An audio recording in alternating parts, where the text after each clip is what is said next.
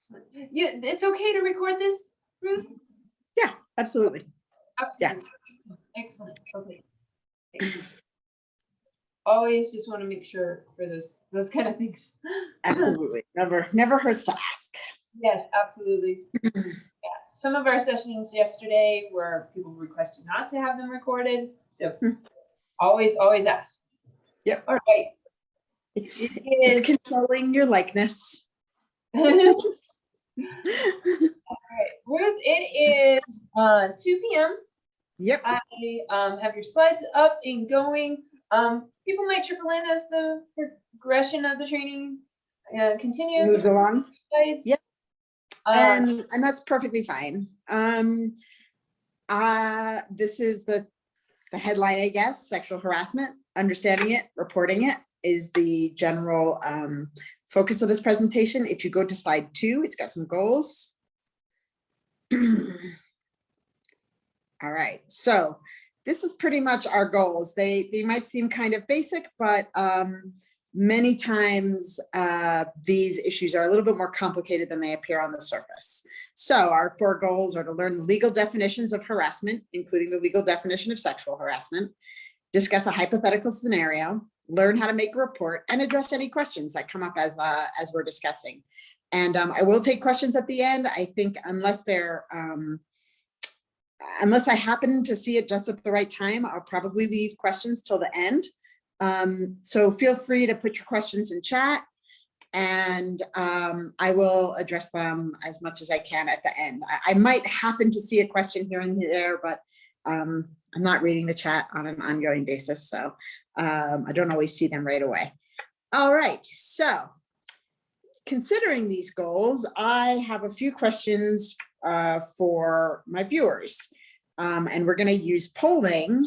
So the first poll question is going to be put out there. Polling is anonymous, so please feel free to vote, and names won't be recorded. They'll just be aggregated. That's correct, right, Veronica? Yeah, it kind of just does a whole like percentage after all the people that are here. So we'll give people a couple of minutes to respond to the poll. And this is a question about whether you've received training in general discrimination law or employed discrimination within the workplace, specifically within the last 5 years. Oh, this is kind of, you want to, oh, there we go. Wow, that's awesome. 90% have received some training in general discrimination in the last 5 years. That makes me so happy. Of course, we can always learn more and polish our knowledge, and the law does change quite frequently as well. As a follow-on to that, the second poll question is whether you've received any training on sexual harassment specifically within the last 5 years.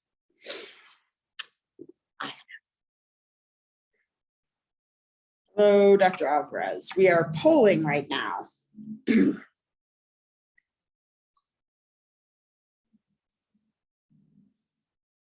All right.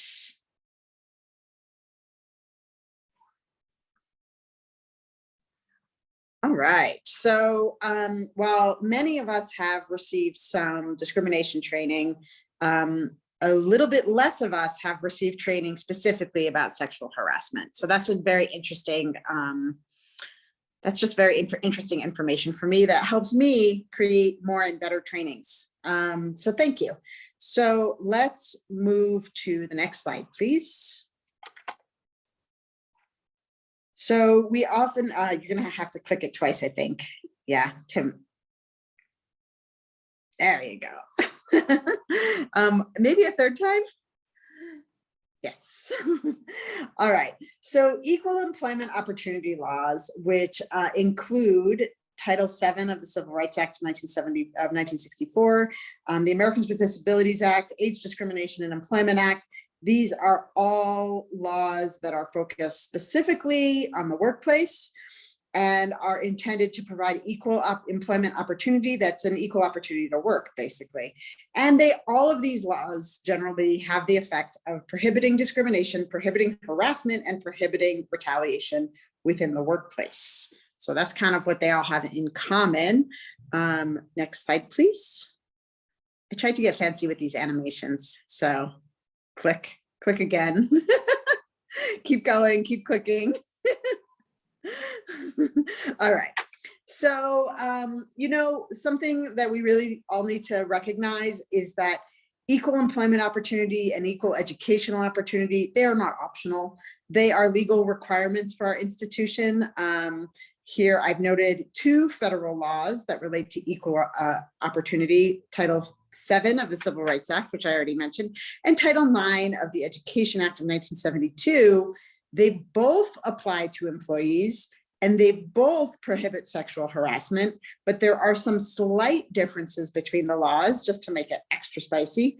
But we are really going to be looking at big picture issues and not try to get too bogged down in the technicalities, but just rest assured that when it comes to sexual harassment or gender discrimination, they're forbidden by both laws at the same time.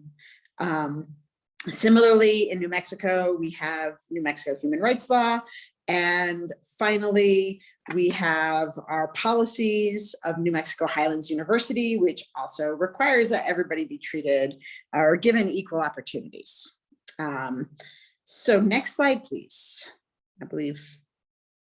Okay, so the first, we're going to go from broadest to narrowest. So we're going to start by understanding the concept of discriminatory harassment. Next slide, please. So this is the definition of discriminatory harassment. Unwelcome conduct that has the purpose or effect of interfering with an employee's work performance or that creates an intimidating, hostile, or offensive work environment because of an employee's perceived or actual protected characteristic. And we're going to talk about what protected characteristic means in a second, but I really want to bring your attention to because of. Unwelcome conduct because of the actual protected or perceived protected characteristic. Not for any reason, not because you guys have both, we're both once married to the same women and now hate each other. That is not a protected characteristic. Protected characteristics are those that are defined in law, and we're going to see them in our next slide. Oh, before we go back, sorry, I forgot to ask one of my questions. When you look at this definition, does this definition apply to all forms of harassment under Title 7, I'm sorry, or Title 9?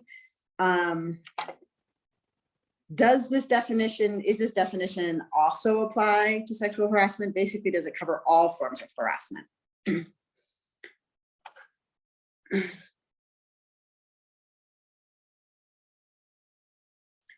So let's see the poll responses. It shouldn't take long. It's a yes or no. All right. Did we get? Okay. So all forms of harassment, and we're going to see the list of protected categories in the next slide. All forms of harassment have essentially the same definition when they're under Title VII. It's unwelcome conduct because of protected characteristic, and it has that quality of interfering with performance or creating an offensive work environment, like these things that are in the middle. So let's move to the next slide and look at protected characteristics.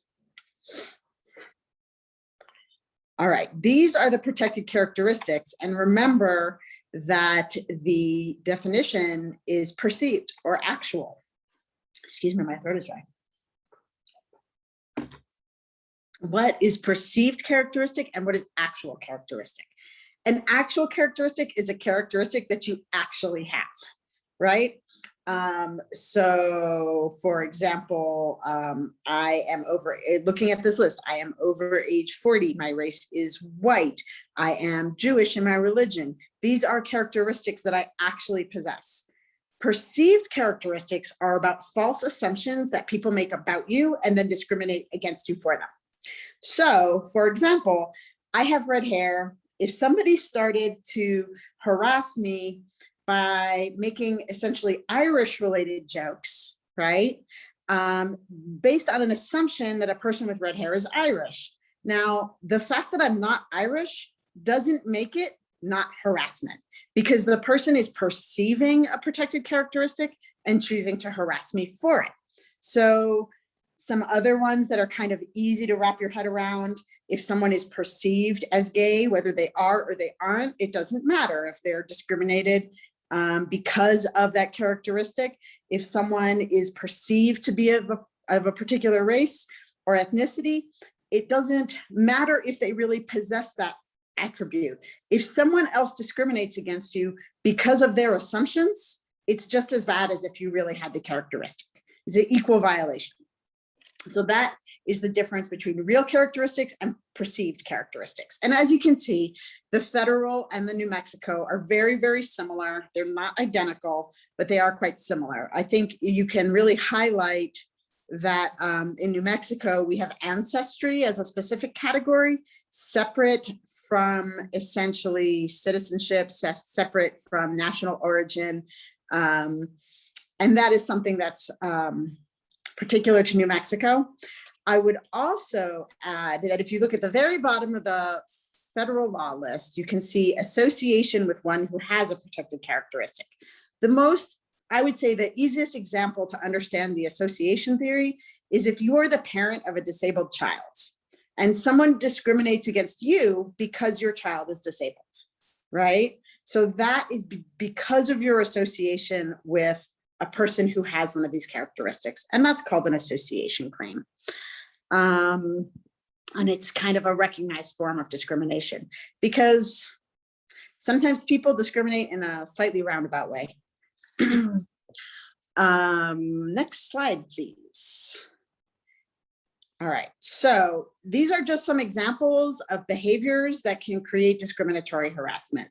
Derogatory comments, insulting jokes or put downs about an individual or group, unwelcome touching or gestures, media containing offensive material, that's photographs, music, movies, social media postings that are offensive or directed at a group or individual. Interference with work performance is another example. And again, one of the more complicated elements to understand, manipulating others to make adverse employment actions, which we call the cat's paw theory. Basically, I know that I'm going to get in trouble if I discriminate against Veronica. But what I'm going to do is I'm going to get with Veronica's boss and tell her how upset I am with her poor performance in setting up my my presentation. And now the supervisor, who does not have discriminatory intent, he's going to look and hey, somebody's upset with my employee's performance, and maybe he'll take a negative action to discipline that employee. I'm basically manipulating the situation so that I'm not the person who does the bad thing. And the person who did do the bad thing did not have negative intent. They were just trying to do their job. So as you can see, there's a lot of subtleties to the way these things happen sometimes. And the court does recognize that these subtleties exist and are utilized. Next slide, please. And hit yeah, there you go. So something I really want to highlight is that harassing someone about their gender identity is harassing them on the basis of gender. And that violates both Title VII and Title IX within an educational institution. So for example, don't remark on or insult people who are not, in your view, gender conforming. If they are not conforming to gender identity that you expect them to, it's their deal. It's nothing for you to comment on. Do not make employment decisions on the basis of whether someone is gender conforming. There's actually a US Supreme Court case from 1989, which is quite an old Supreme Court case, and as these things go. And what happened in Price Waterhouse versus Hopkins is that this woman, Ann Hopkins, she was up for partner at this consultancy, this big fancy consultancy. So that's like a really high paying and prestigious job. Well, when her peer review occurred, her peers wrote some extremely sexist things on her rejections, such as she should wear lipstick more often and needs charm school. And that was basically, essentially, they were saying that she was mannish and unfeminine, right? You cannot make a employment decision based on the idea that someone is not sufficiently feminine or not sufficiently masculine or not matching somehow in your view. That is actually a pretty established form of gender discrimination, is requiring people to conform to gender stereotypes. And I would also add that when it comes to people who are gender nonconforming or just regular people, just people you meet, if someone asks you to call them by a particular name, it's just respectful to do that, regardless of whether that reason is based on gender or gender nonconformance or any of those categories.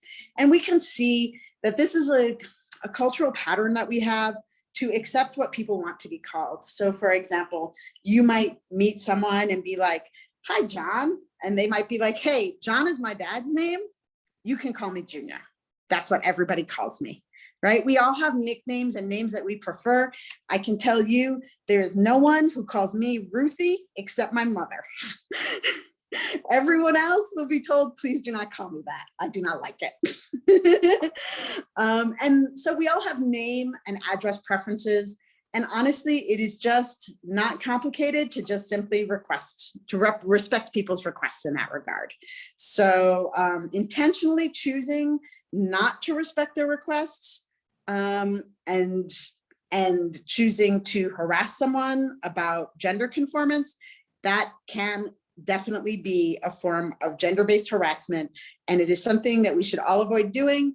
Honestly, it's really easy to keep your comments to yourself. You may have your own opinions. You're allowed to have your opinions.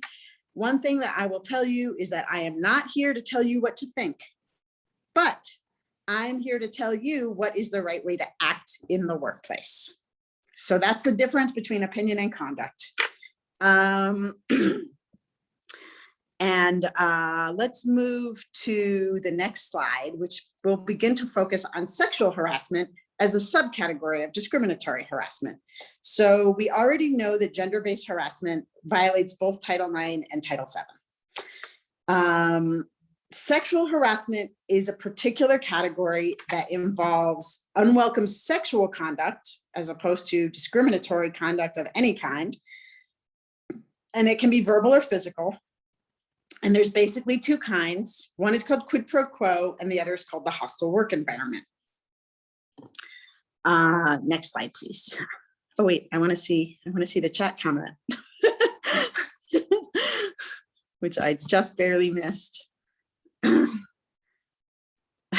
Ronnie. All right, so here's the different forms of sexual harassment. Quid pro quo is Latin. It means this for that.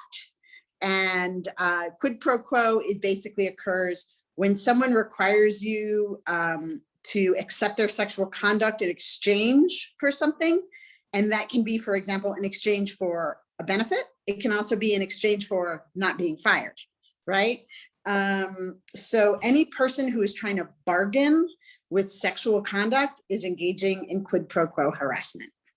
And I would add that for a faculty member under Title IX, it is per se violation to bargain with a student for sexual conduct. It's not disputable, there's no defense if the conduct itself is proven. All right, now hostile work environment is often a little bit confusing to people. So we start with the same beginning, unwelcome conduct. Right? That's really where harassment starts, of a sexual nature.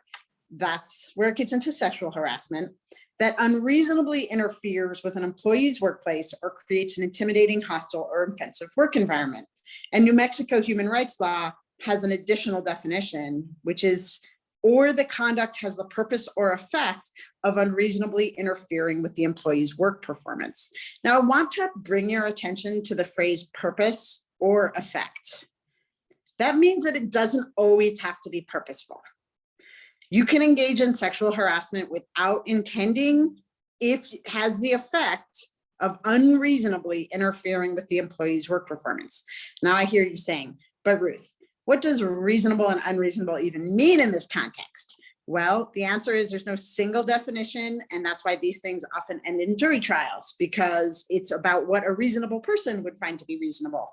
And the people we call reasonable are the people we put on juries. So that whether or not a certain conduct was unreasonable or reasonable can often be the subject for a trial.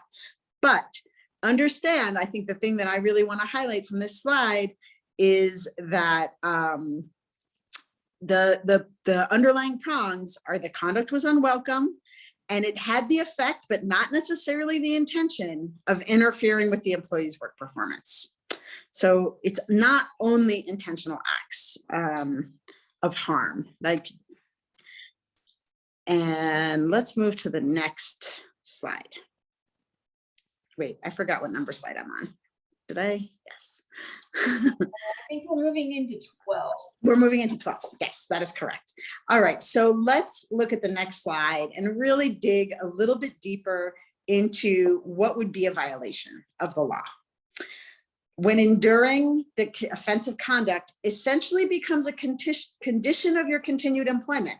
You basically feel like you have to endure the conduct or else you'll lose your job. Then the other option is when the conduct is severe or pervasive. And I want to highlight, because Title IX and Title VII are not identical, that for those of you who are in my Title IX presentation, you may recall the standard under Title IX is severe and pervasive. The standard under Title VII is severe or pervasive. That means that a single very severe incident could violate Title VII, and often it's not as clearly to violate Title IX.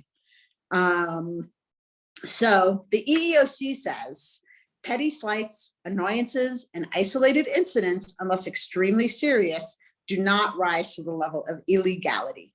That means that, if a person if it happens once, it's very rare for it to actually violate the law. Now, basically, when we're here in a community, do we really want to wait until the conduct is severe and pervasive to report it? Not really. I'm not asking you to, hold back from any report unless you think it's severe or pervasive. I'm just letting you know that the law kind of wants you to balance how significant the conduct is and also how severe the punishment you're thinking of is, right? So we can intervene to end harassment before it becomes severe or pervasive, but we're not going to have a lawsuit if it's not severe and pervasive. So from a community perspective, we want the reports before it gets to that level so we can stop it from ever getting to that level, because we don't want our employees in an environment that is pervasive with sexual harassment. That is no good, right? And actually, a few slides from now, I have got some media representations of what pervasive might look like based on some movies and films that are out there.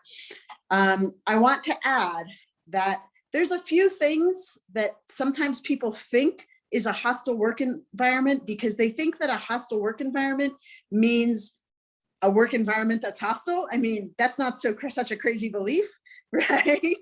But a hostile work environment means hostile on the basis of gender or hostile because of some other protective category. So a negative work environment that is equally abusive to everyone is not a hostile work environment that violates Title VII. It might not be a good place to work, but it's not any form of illegality.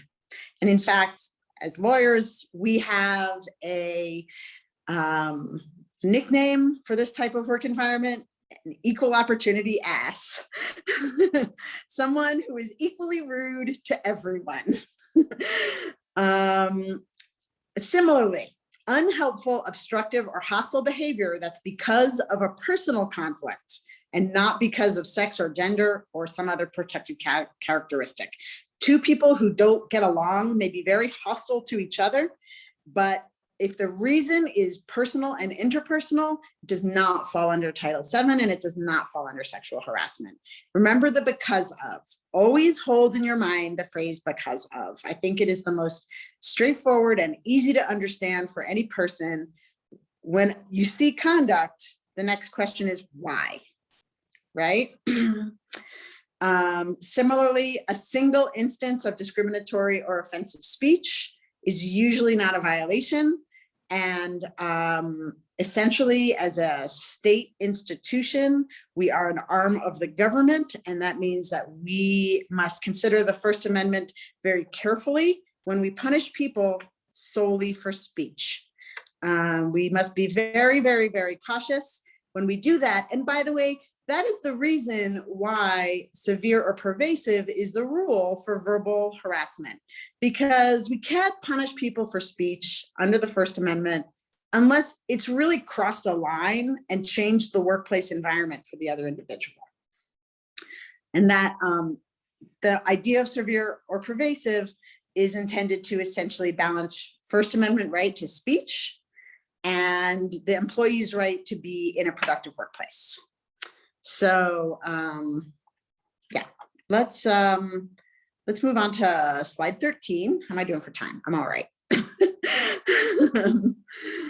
Doing good.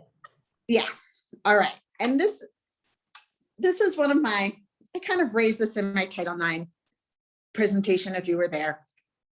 But understand that any person can harass or sexually harass any other person. Identity factors such as sexuality, sexual identity, gender identity do not define whether sexual harassment has occurred. And as an example, a gay person can sexually harass a straight person, right?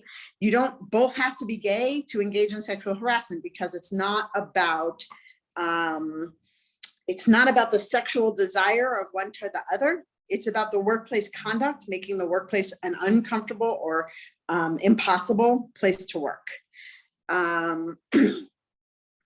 Similarly, job factors such as who is a supervisor and who is not a supervisor, they are not definitive. They are often significant factors, but you will never say, well, this is a subordinate employee or a student employee. A student employee cannot sexually harass a tenured professor. That is not correct. Any person can sexually harass any person if their conduct meets the definition. That said, when a person is a supervisor, there is like an inherent liability to the university. So any person who is a supervisor needs to be particularly observant of their conduct and understand that they represent the institution and they represent the administration to their subordinates. So that is, okay, here we go. All right, so we're gonna start on my hypothetical. It's a little complicated, so stay with me and read along. It's called Working 9 to 5. Some of you may recognize the references, others not. Dr. Dabney Coleman had always had a good relationship with the departmental administrative assistant, Dolly. During the COVID-19 pandemic, Dr. Coleman gave Dolly his personal cell phone number in case of a work-related emergency. Since that time, Dolly has texted him about upcoming meetings, interesting work-related articles, and twice pictures of herself in a revealing bathing suit. Dr. Coleman was uncomfortable, but didn't say anything positive or negative about the bikini pictures. He quietly hoped Dolly would stop without encouragement. However, the next week, while arranging for Dr. Coleman's travel to an upcoming research conference, she said to him, "You better tell me I look good in my new bikini, or I'll make sure you're in the center seat all the way to Berlin." All right, next slide. So I've got several polling questions here that we're going to go through one by one.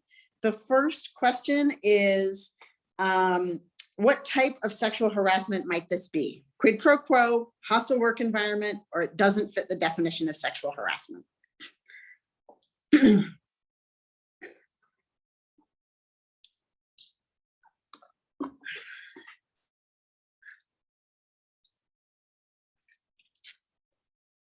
All right, do you think everyone had time to vote?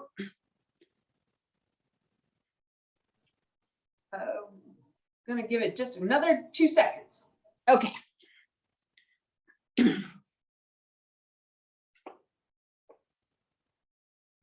Okay. Oh, okay. Yes, I think that the people who answered A and C both have a point. I think I wrote this question in a very ambiguous way intentionally. She is conditioning, she is requesting essentially sexual conduct that Dr. Coleman does not want to give her. And she's threatening him with a punishment if he does not do so. Even though she is his secretary and he is her supervisor, she has some kinds of control over his work environment that he does not have on an everyday basis. So I think it is borderline for a quid pro quo scenario. And you could also argue that it's a single instance. And also at the time when we read this, she hasn't actually done it. She's threatened him with it, right? So you could argue it hasn't reached the point of sexual harassment yet, but I would say it's getting there and it's a little closer to quid pro quo. And then poll question 2. Does it matter that Dr. Coleman did not ask Dolly to stop texting him bikini pictures? This is a yes or a no.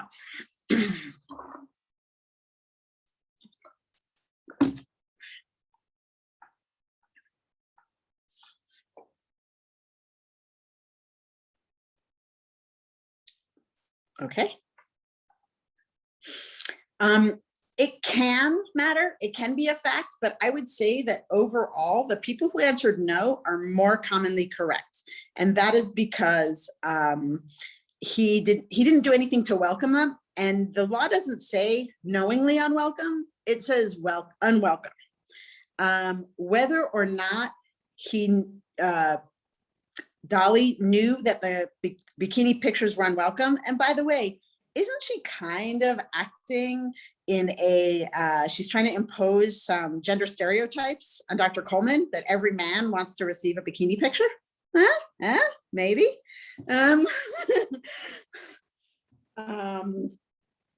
So it can be a factor. It can be something that's considered as facts, but it's not a definitive, it doesn't immediately, oh, well, it can't be sexual harassment because he didn't tell her to stop. That isn't really the case. So next question is, does it matter that it was on a personal cell phone and not a work issued cell phone?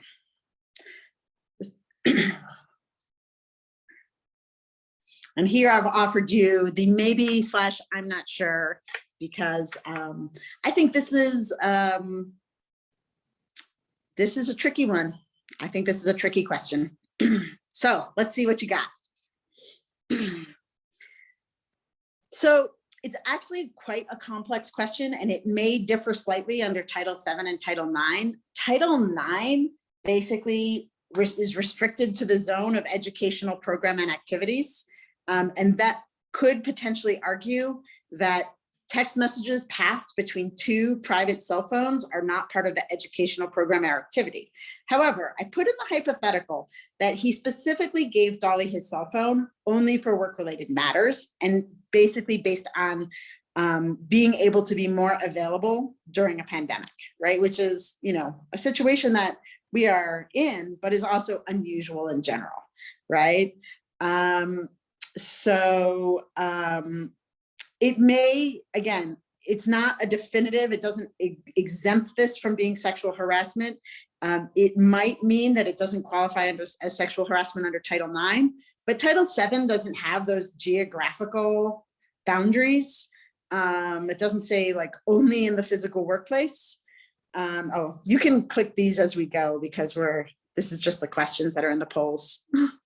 All right, now again, hopefully this one will be relatively easy. Does it matter in the sense that, is it definitive that Dolly is Dr. Coleman's subordinate, or that she is female and he is male?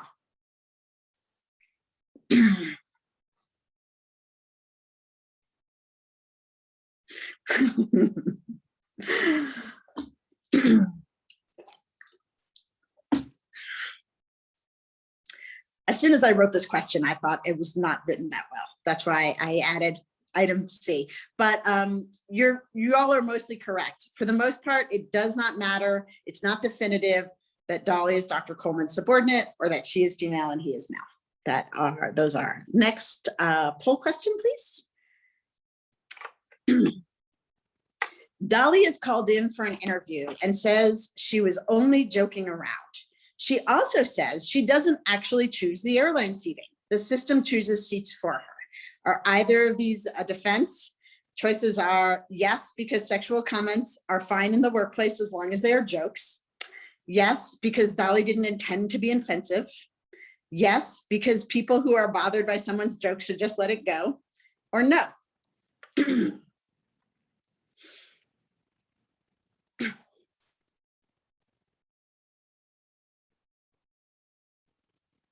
Okay, let's see what we get. All right, we're getting there. I just want to add,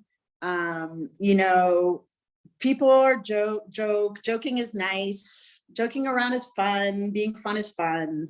But there's other ways to be engaging and friendly and humorous other than making sexual comments.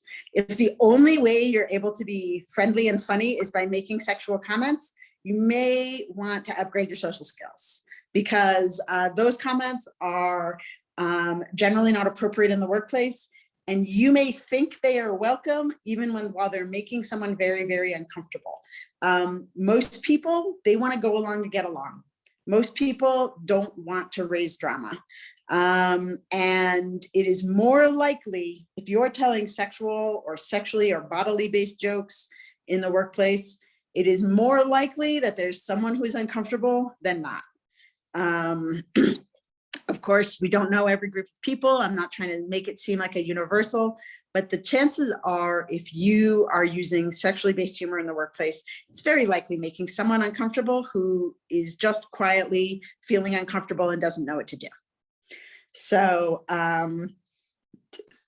with respect, I think I have a follow-up question about the airline seating. Yes. So with respect to the airline seating, the system chooses for her. Is it a defense? Yes, because Dolly didn't have the power to follow through on her threat.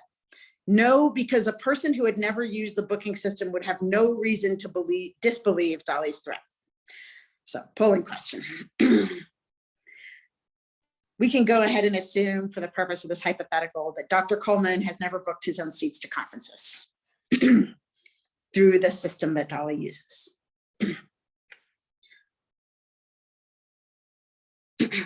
And I'm going to go ahead. Yep. A person who never used the booking system would have no reason to disbelieve Dolly. And everyone is nailing that. And I think that that's something to remember. You may look at a joking threat as a joke and not as a threat, but to someone else, they may feel like it's impairing their ability to get their job done or exposing them to an unpleasant situation that they must endure in order to remain employed. Next slide. So this is a follow-up part of the hypo. Dr. Coleman confides in his chair how uncomfortable he feels with Dolly's conduct. Instead of advising Dr. Coleman that he can make a report to Ruth, hint, hint, the chair remarks on Dolly's copious assets and says that Dr. Coleman should, quote, enjoy it while it lasts because they'll get saggy eventually.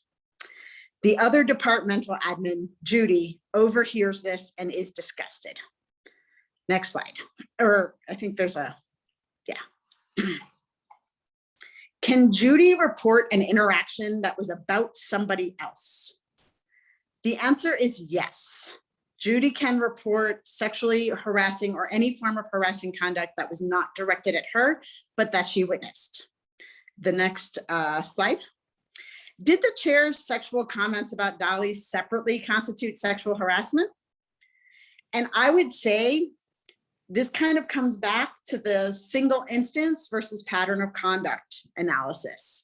If all we know is this one comment, we're going to generally say this is one obnoxious comment, that the chair should be addressed to his language in the workplace, but it's not a violation of the law. But what if this is something that Judy has heard many times about many different people? that puts a different spin on whether this would be sexual harassment or not. And an onlooker can be harassed by these type of questions. Again, whether they're male or female. And that is essentially creating a hostile environment for those who have to work in the environment where these comments are constantly made, right? Even if they're not directed or sexual favors are not requested,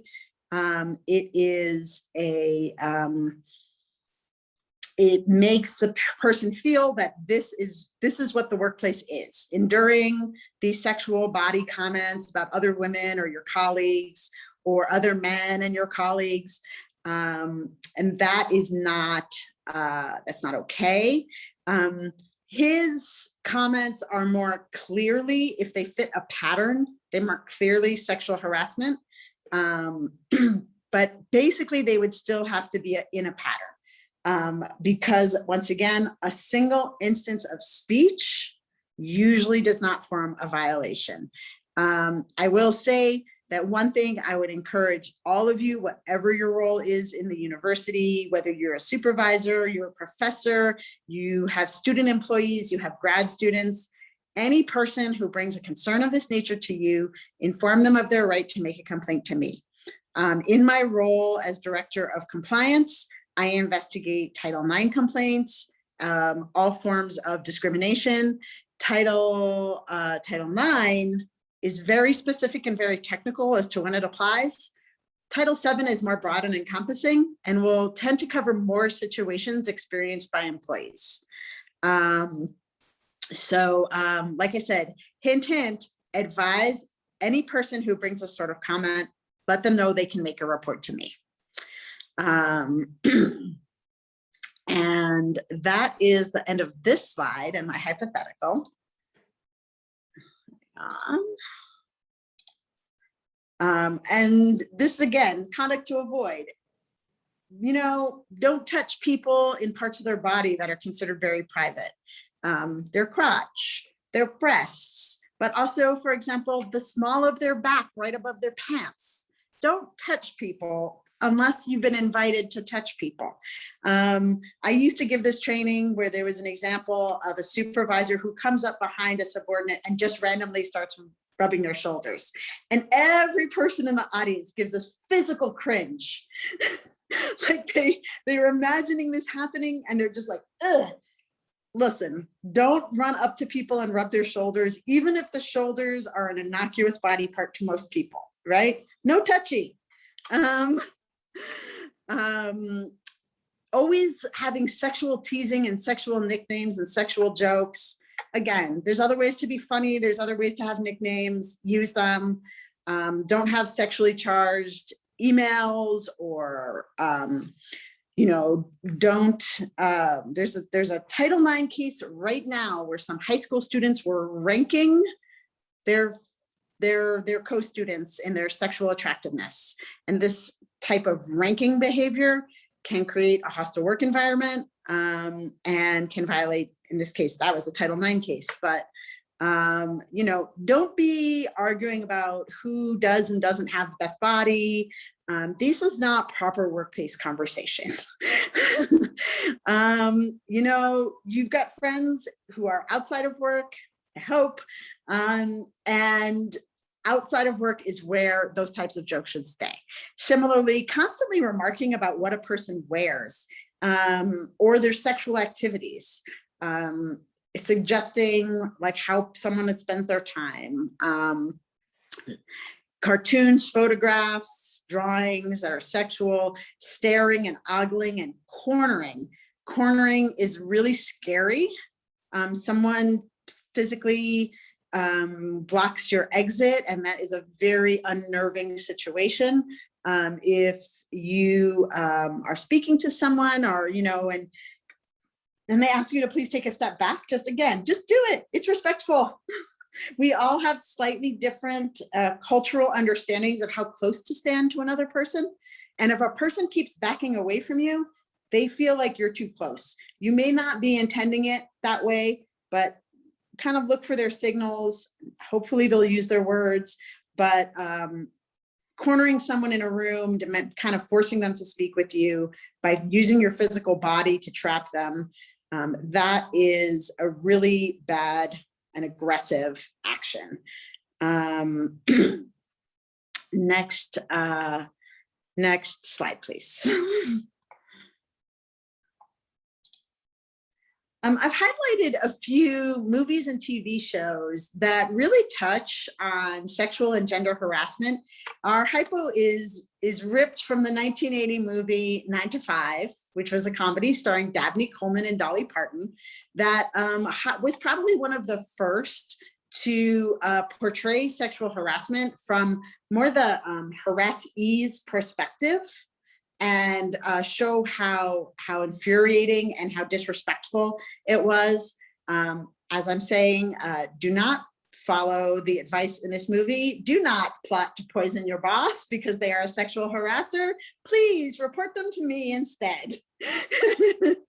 But I will say that, you know, people take extreme actions when they feel they have no way to get justice. And I would just encourage everyone to know that you do have a resource in me to talk about these issues and figure out what you want to do.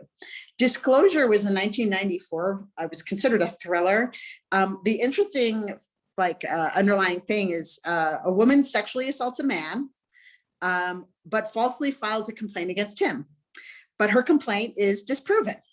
And then she engages in some retaliation. Now, you've probably never if you've seen this movie, you've probably never thought of it in these legalistic terms. You probably just thought about how sneaky and evil the female character is, but something is happening here which follows a legal pattern. And she, by the way, is relying on our cultural ideas of masculinity and femininity to put forward that he must have assaulted her because women don't sexually assault men, right?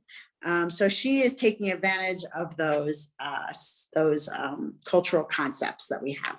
North Country is a 2005 movie, and it's a dramatization of a real case called Jensen versus Evelyn Talkenite. It was the first class action sexual harassment lawsuit.